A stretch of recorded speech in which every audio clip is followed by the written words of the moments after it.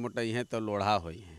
तेजस्वी यादव कितनों भी प्रयास करेंगे और कितना भी सक्रिय हो जाएंगे तो उनके पास तो ले दे के वही कहानी रहती है। तो ऐसा अब मलाईदार विभाग क्या होता है तेजस्वी यादव जी को पता होगा, चूँकि जब उनको मौका मिला तो आपने देखा होगा कि 5-5, 6-6 विभागों के मंत्री बने रहे और अपने ही पार्टी के लोगों पर उनको भरोसा है। कुमार जी की जो लगभग 20 वर्षों से चल रही थी उसमें बदलाव हुआ है और सम्राट चौधरी जी नए मुख्यमंत्री के तौर पे भारतीय जनता पार्टी के तरफ से बने हैं, नए आते हैं तो वो अपने हिसाब से टीम का गठन करते हैं और उनकी उनका अपना काम करने का तरीका होता है। वो अपने हिसाब से टीम बनाते हैं, ये उनका विशेषाधिकार भी होता है। बहुत सारे लोग तोल मोल भाव करते हैं, हमारे नेता वो नहीं करते हैं। संतोष मांझी जी तो खास तौर पे इस तरह की बातों में रहते भी नहीं। उनके नेता का प्रमोशन हो, उनके नेता को बड़ी जिम्मेवारी मिले, उनके नेता को और काम करके दिखाने की शक्ति मिले और सबको ही करते हैं। नमस्कार, आप न्यूज फाउंडेशन देख रहे हैं। मैं हूं आपके साथ वंदना। बिहार में मंत्रिमंडल विस्तार पर खूब राजनीति हो रही है।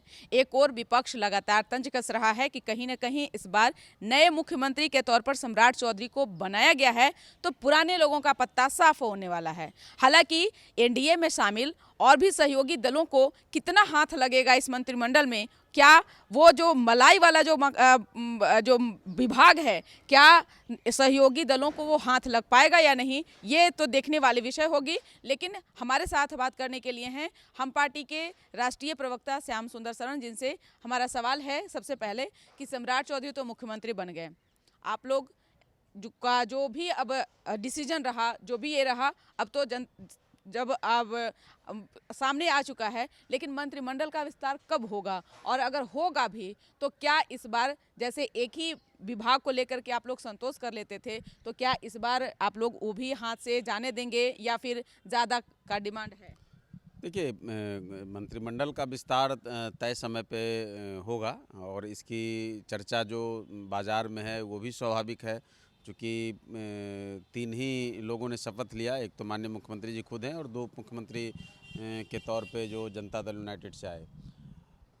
एक बड़ा परिवर्तन हुआ है, एक बड़ी लेगेसी नीतीश कुमार जी की जो लगभग 20 वर्षों से चल रही थी उसमें बदलाव हुआ है और सम्राट चौधरी जी नए मुख्यमंत्री के तौर पे भारतीय जनता पार्टी के तरफ से बने हैं तो बदलाव भी होगा निश्चित तौर पर। जो हम लोग समझते हैं, जो आप पत्रकारिता की दुनिया के लोग कहते हैं या समझते हैं, उसके हिसाब से थोड़ा परिवर्तन तो होगा। और हर मुख्यमंत्री जब नए आते हैं तो वो अपने हिसाब से टीम का गठन करते हैं और उनका अपना काम करने का तरीका होता है। वो अपने हिसाब से टीम बनाते हैं, ये उनका विशेषाधिकार भी होता है।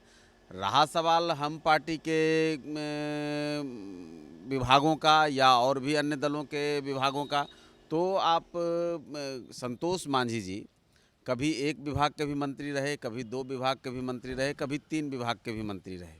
ऐसा नहीं है कि हमेशा तो संभावनाएं रहती हैं और परिस्थितियों के हिसाब से, ज़रूरतों के हिसाब से लोगों को वो विभाग मिलता है या मौका मिलता है। हम समझते हैं कि माननीय मुख्यमंत्री जी के साथ जो हमारे राष्ट्रीय अध्यक्ष जी का लगाव है, दोनों के बीच में जो पॉलिटिकल आपसी कहिए कि संभावनाएं जो राजनीति में है उसके हिसाब से दोनों का कॉम्बिनेशन है, तो उसमें महती भूमिका होगी और अच्छी भूमिका मिलेगी। आपका जो भी विचार है, ठीक है, वो बात अलग है। ये बात सही है कि ठीक है, संबंध सभी से अच्छे होने चाहिए राजनीति में, खास तौर पर, क्योंकि कब किसके साथ क्या परिस्थिति बन जाए कोई नहीं जानता है।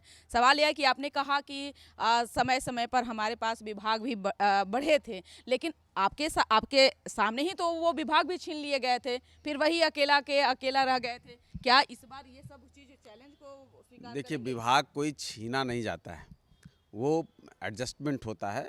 जब मंत्री कम थे तो 3 विभाग था, मंत्री जब बढ़ाए गए तो फिर विभाग भी घटे लोगों के। तो ऐसा नहीं, कई मंत्रियों से विभाग की अदला बदली हुई और हमारे नेता उस तरह के हैं भी नहीं। बहुत सारे लोग तोल मोल भाव करते हैं, हमारे नेता वो नहीं करते हैं। संतोष मांझी जी तो खास तौर पे इस तरह की बातों में रहते भी नहीं हैं और कभी भी आपने नहीं सुना होगा कि उन्होंने किसी मंत्रालय की डिमांड की, कहीं कोई बात की। जब फ्लोर टेस्ट हो रहा था उस समय भी लोगों को लग रहा था कि कुछ अच्छा डील करेंगे। हम लोगों ने भी कहा, सारे पार्टी के कार्यकर्ता अपने नेता के कहते हैं, सलाह देते हैं, लेकिन उनका मानना है कि इन चीज़ों में धैर्य रखना चाहिए और मुख्यमंत्री को आज़ादी देनी चाहिए। उनको ये एहसास होगा कि हाँ, संतोष मांझी जी से काम लेना है, वंदना जी से काम लेना है, श्याम सुंदर जी से काम लेना है, वो उस हिसाब से अपना निर्णय लेते हैं। हाँ, जहाँ आपको मौका मिले, जहाँ आपको लगाया जाए, वहाँ पूरी तन्मयता से और ईमानदारी से काम करके दिखाएं। हमको लगता है कि जब से लघु सिंचाई मंत्री संतोष मांझी जी बने, तब से आप पूरा ब्यौरा ले लीजिए, कितना काम जो किसानों का हुआ है, कितने परसों से जो पड़ा हुआ था आहार पैन पोखर, सब चीज़ों में जो जिस तरह से इन्होंने काम किया, वो अपने आप में उदाहरण है। और जिसका नतीजा रहा कि इस विभाग की राशि भी बढ़ी, बजट भी बढ़ा, सारी चीज़ें आप लोगों के सामने हैं। तो जहाँ जब जैसा काम करने को मौका मिला है, संतोष मांझी जी ने करके दिखाया है। बिल्कुल, क्योंकि विभाग मंत्री भी आप ही के पार्टी से हैं, विभाग भी आप ही के पार्टी को मिला, तो जाहिर सी बात है कि आप उसका तो बड़ाई करेंगे ही। लेकिन आपने एक बात कही, एडजस्टमेंट की, वही सवाल तो फिर आपसे है, क्या इस बार आप लोग फिर से कॉम्प्रोमाइज करेंगे? क्या फिर वही एडजस्टमेंट फिर से करने वाले हैं आप लोग? त्याग बलिदान जो है वो आप लोग एक बार फिर से करेंगे? क्योंकि आपने भी कहा कि हमारे मंत्री जी पर वो सूट नहीं करता है, वो सरल स्वभाव के हैं, तो राजनीति में लगता है कि सब कुछ अब सबका अपना अपना तरीका होता है और हमको लगता है कि डिमांड रखेंगे आप लोग, क्या करेंगे कि कोई जो भी जैसे चलते आ रहा है, क्या वैसे ही इस बार भी होगा? अब ये जहाँ इन चीज़ों की बात होती है, जिस टेबल पर शीर्ष नेताओं के बीच में आपस में जो बातें होती हैं, वो हम लोगों तक तो आती नहीं हैं और हम लोगों का इसमें कोई सलाह मशवरा चलता भी नहीं है, हमारा कोई इसमें इन्वॉल्वमेंट भी नहीं है। तो देखना चाहिए और हमको लगता है अकेले नहीं चलते हैं, आप लोग के ऊर्जा से ही तो चलते हैं ना? नहीं, वो ठीक है, लेकिन जहाँ वार्ता होती शीर्ष नेताओं की, तो मुझे लगता है कि उस स्तर पर वो लोग जब सही समय होगा तो बात करेंगे भी और करना भी चाहिए। कार्यकर्ताओं की भी इच्छा होती है कि उनके नेता का प्रमोशन हो, उनके नेता को बड़ी जिम्मेवारी मिले, उनके नेता को और काम करके दिखाने की शक्ति मिले, और सब कोई करते हैं। हर कोई, देखिए, राजनीति में कोई ऐसा तो है नहीं कि चाहत सबकी नहीं होती है। हर कोई चाहता है कि हम भी बड़े पदों पे जाएं और काम करने का मौका मिले तो और कुछ करके दिखाएं। जनता के बीच में आखिर अपने आप को साबित करने का यही तो तरीका है ना। तो निश्चित तौर पे चाहेंगे कि कुछ अच्छा मिले, ऐसा मिले जो कि पूरे बिहार के कोने कोने के लोगों की सेवा कर सकें, उनके लिए काम कर सकें। एक सवाल है कि तेजस्वी यादव ने जैसे ही बिहार में नई सरकार बनी, सम्राट चौधरी मुख्यमंत्री बने, वैसे ही सोशल मीडिया पर उन्होंने एक बाज़ाब्ता मुख्य बातें जो है वो साझा की हैं, उसमें मंत्रिमंडल भी शामिल है। उन्होंने ये बातें कही कि मलाईदार जो विभाग है वो भाजपा अपने कोटे में रख ली है, बाकी जो टालने वाली जो है कि जैसे आपको भी मंत्री बना देंगे, उनको भी मंत्री बना देंगे, वैसे विभाग जो है जदयू के पास में है। अब ये तमाशा क्या आने वाले समय में जो है वो देखा जाएगा कि फिर आप लोग आपसी तालमेल में बैठा करके आप लोग विभाग का बंटवारा कर लेंगे? देखिए, देहात में कहावत है, मूस मुटई हैं तो लोढ़ा होई हैं। तेजस्वी यादव कितनों भी प्रयास करेंगे और कितना भी सक्रिय हो जाएंगे, तो उनके पास तो ले दे के वही कहानी रहती है, जो उनके लोगों ने लिख करके दे दिया वही बात वो कह गए। भाई, जो विभाग जैसे था, एक भी विभाग में कोई बदलाव हुआ है क्या? जो विभाग भारतीय जनता पार्टी के जिम्मे था वो उनके पास है, जो विभाग जनता दल यूनाइटेड के जिम्मे माननीय मुख्यमंत्री जी के नीतीश कुमार जी के रहते था वो उनके जिम्मे है। तो ऐसा मलाईदार विभाग क्या होता है, तेजस्वी यादव जी को पता होगा, चूँकि जब उनको मौका मिला तो आपने देखा होगा कि 5-5, 6-6 विभागों के मंत्री बने रहे और अपने ही पार्टी के लोगों पर उनको भरोसा नहीं हुआ।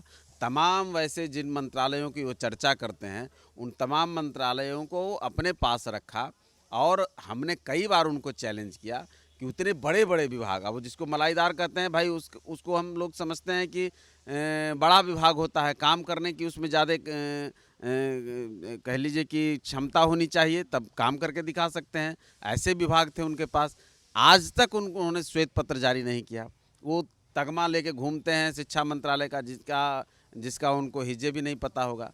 जिन विभागों में वो रहे उस विभाग का उनको अता पता नहीं होगा। तो तेजस्वी यादव जी देखिए उठते हैं, थोड़ा फ्रेश होते हैं, थोड़ा हैंगओवर से निकलते हैं तो कुछ उनके संज्ञान में आता भी है कि नहीं आता है, ट्वीट हो जाता है। अब उस ट्वीट को भी वो देखते हैं कि नहीं देखते हैं। उनसे अगर पूछ दीजिएगा उन ट्वीट्स के बारे में, अगर 4 सवाल उससे निकाल दीजिएगा तो उनको नहीं पता चलेगा। तो तेजस्वी यादव जी की हकीकत तो यही है। बिहार ने पिछले 21 वर्षों से एनडीए का शासन देखा, जिसमें तेजस्वी यादव जी को भी मौका मिला। उन समयों में तेजस्वी यादव जी ने क्या किया, कभी उनसे उसके बारे में पूछिए, उसका श्वेत पत्र मांगिए तो उनका हकीकत आपको पता चल जाएगा। देखिए, आज हमारी जो बात हो रही थी वो सिर्फ मंत्रिमंडल के विस्तार पर हो रही थी।